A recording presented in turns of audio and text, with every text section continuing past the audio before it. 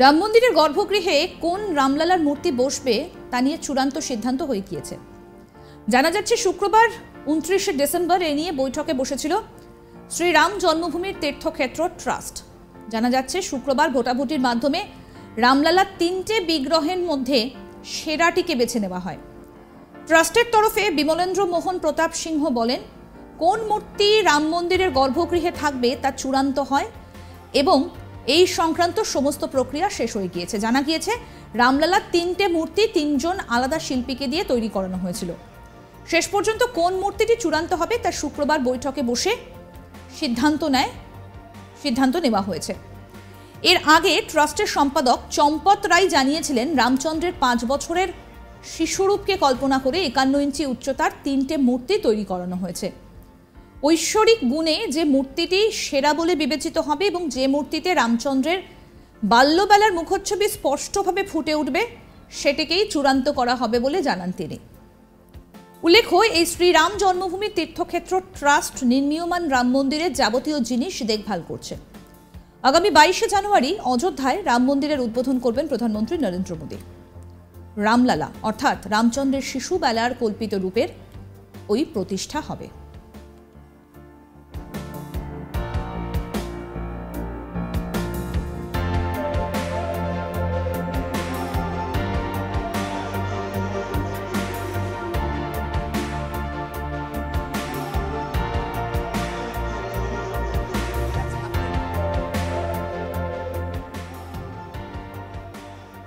এই অনুষ্ঠানে আমন্ত্রণ জানানো হয়েছে দেশ বিদেশের বহু বিশিষ্ট মানুষকে।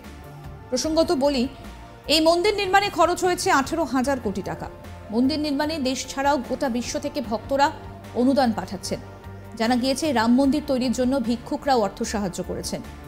সূত্রের খবর, কাশী এবং প্রয়াগরাজের ভিক্ষুকরাও রাম মন্দির নির্মাণে প্রায় 4 লক্ষ টাকা দান করেছেন।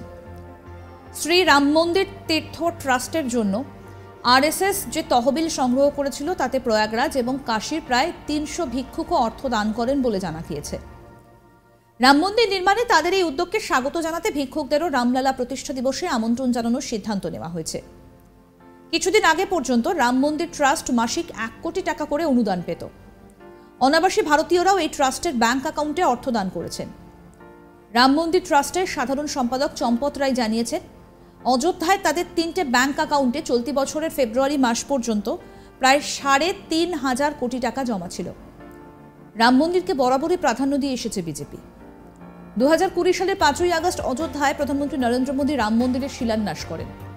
মোট 2.5 একর জমির তৈরি হচ্ছে মোট 2.5 একর জায়গার ওপর তৈরি হচ্ছে এই রাম মন্দির। এছাড়া 8 একর জায়গা জুড়ে তৈরি হচ্ছে পুরো মন্দির চত্বর। ঠিক হয়েছে জানুয়ারিতে রামলালার প্রাণ প্রতিষ্ঠার প্রক্রিয়ার পর 10 দিন ধরে চলবে আচার অনুষ্ঠান। একই সঙ্গে সাধারণ মানুষের জন্য মন্দিরের দরজাও খুলে দেওয়া হবে।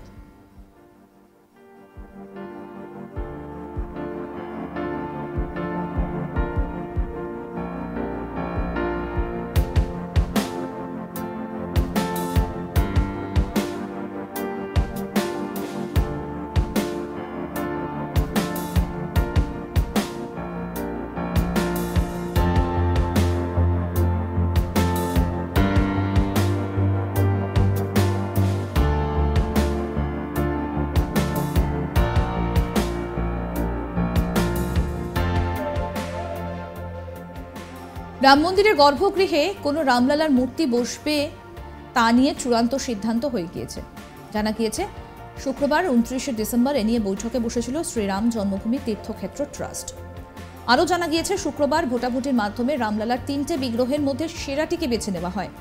ট্রাস্টের তরফে বিমলেন্দ্র মোহন প্রতাপ সিংহ বলেন, কোন মূর্তি রাম মন্দিরের গর্ভগৃহে থাকবে তা চূড়ান্ত হয়েছে এবং এই সংক্রান্ত সমস্ত প্রক্রিয়া শেষ হয়েছে। আরও জানা গিয়েছে রামলালার 3টে মূর্তি 3জন আলাদা শিল্পীকে দিয়ে তৈরি করানো হয়েছিল। শেষ পর্যন্ত কোন মূর্তিটি চূড়ান্ত হবে তা শুক্রবার বৈঠকে বসে সিদ্ধান্ত নেওয়া হয়েছে। এর আগে ট্রাস্টের সম্পাদক চম্পত রায় জানিয়েছিলেন, রামচন্দ্রের 5 বছরের শিশুরূপকে কল্পনা করে 51 ইঞ্চি উচ্চতার 3টে মূর্তি তৈরি করানো হয়েছে। ঐশ্বরিক গুণে যে মূর্তিটি সেরা বলে বিবেচিত হবে এবং যে মূর্তিতে রামচন্দ্রের বাল্যবেলার মুখচ্ছবি স্পষ্টভাবে ফুটে উঠবে সেটিকেই চূড়ান্ত করা হবে বলে জানান তিনি। উল্লেখ হয়, শ্রীরাম জন্মভূমি তীর্থক্ষেত্র ট্রাস্ট নির্মীয়মান রাম মন্দিরের যাবতীয় জিনিস দেখভাল করছে। আগামী 22শে জানুয়ারি অযোধ্যার রাম মন্দিরের উদ্বোধন করবেন প্রধানমন্ত্রী নরেন্দ্র মোদী।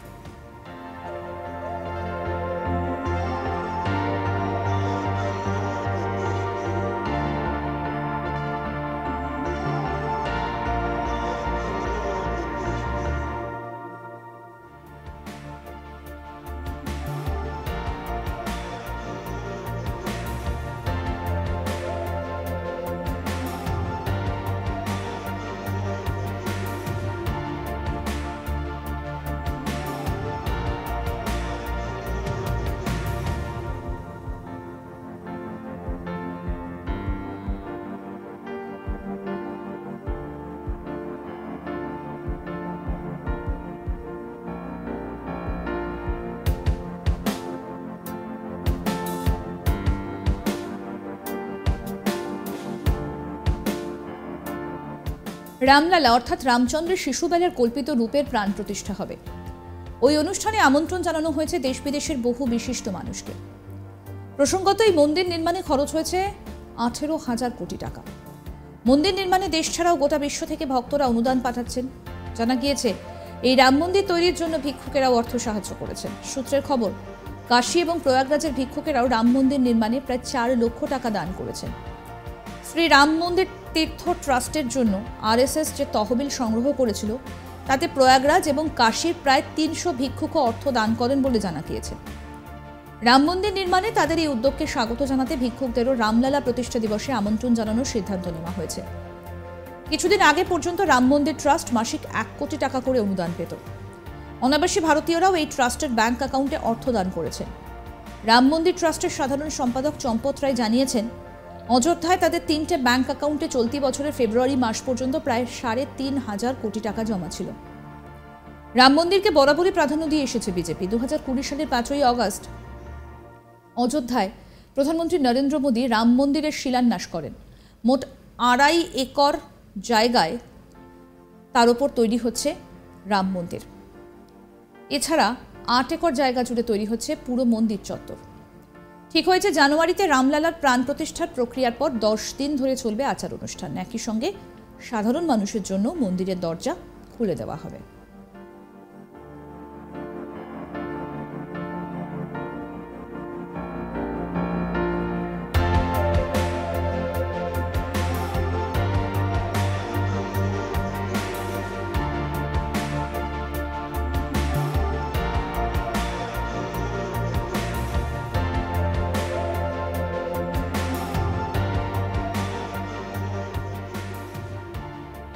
আরও আপডেট পেতে আজ তাক বাংলার ইউটিউব চ্যানেল সাবস্ক্রাইব করুন, নোটিফিকেশন পেতে বেল বাটন অপশন প্রেস করুন। এই ভিডিও সম্পর্কে আপনাদের মতামত জানান, কমেন্ট করুন, শেয়ার করুন, হোয়াটসঅ্যাপে ফলো করুন আজ তাক বাংলা।